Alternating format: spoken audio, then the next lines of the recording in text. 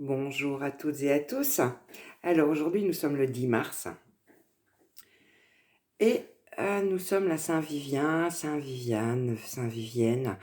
Je souhaite donc un joyeux anniversaire à toutes les personnes qui sont nées un 10 mars et aux Vivien, Vivienne, une excellente fête. Je tenais à dire aussi que les choses qui vont se rétablir un petit peu pour la plupart de nous, hein. Comme j'ai dit plusieurs fois, je ne suis pas astrologue.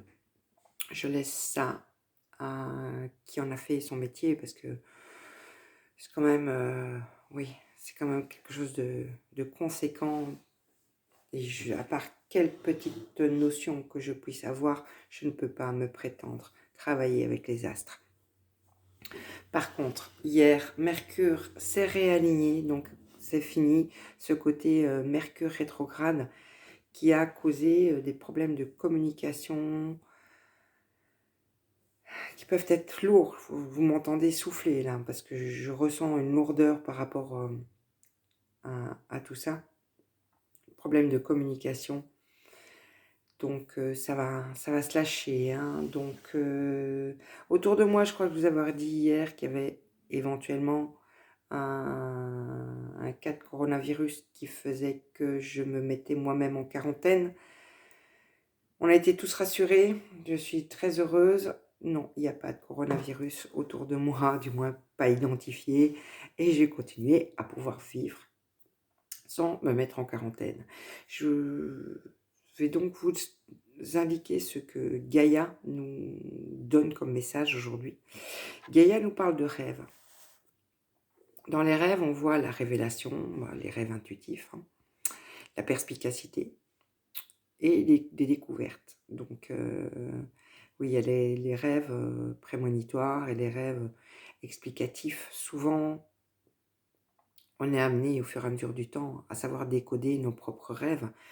Donc, je pense que toute la période que j'ai anticipée là avec vous, où je parlais de renaissance, de se remettre en paix avec son enfant intérieur, de l'écouter, d'aller vers le meilleur de nous-mêmes, d'accoucher de son âme, je pense que tout ça est en train de se mettre en place, de se réaliser et il faut être, enfin, il est judicieux que vous vous mettiez en harmonie avec vous pour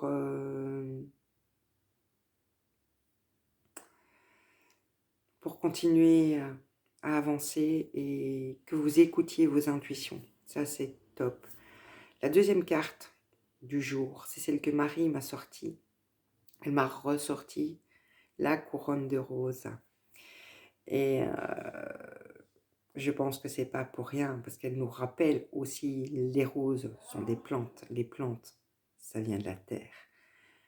Donc c'est aussi pour nous rappeler, même si la couronne de roses se porte autour de la tête, qu'il faut penser à s'ancrer correctement. Il n'y a pas que le côté réception d'informations par rêve, par canal, par le chakra coronal. Il faut aussi penser à consolider son chakra de base en faisant un retour à la terre, en faisant de l'exercice, en faisant du sport, en faisant des choses qui sont bonnes pour votre corps. Donc ça, c'est la carte de Gaïa. Donc elles sont toutes les deux, elles sont bien toutes les deux, hein. Donc on parle du rêve, chakra coronal, la terre, chakra de base. Donc entre les deux, si il y a moyen de bien aligner l'ensemble, mais les deux points principaux sont ceux-là.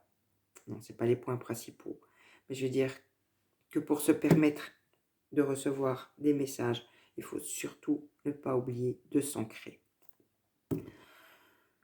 Je vais sortir comme chaque jour ma petite carte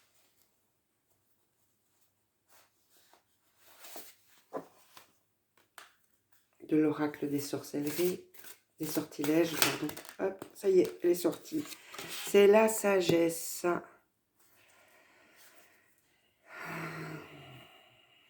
Oui, je pense que C'est pour conclure. C'est pour conclure ce que je voulais, donc ce que Gaïa et Marie vous disaient, hein. Ayez la sagesse de vous reconnecter à la Terre. Ayez la sagesse d'écouter vos intuitions. Je pense que mon tirage est terminé aujourd'hui. Je vous souhaite de passer une excellente journée. Je vous souhaite de prendre du recul, de vous occuper de vous.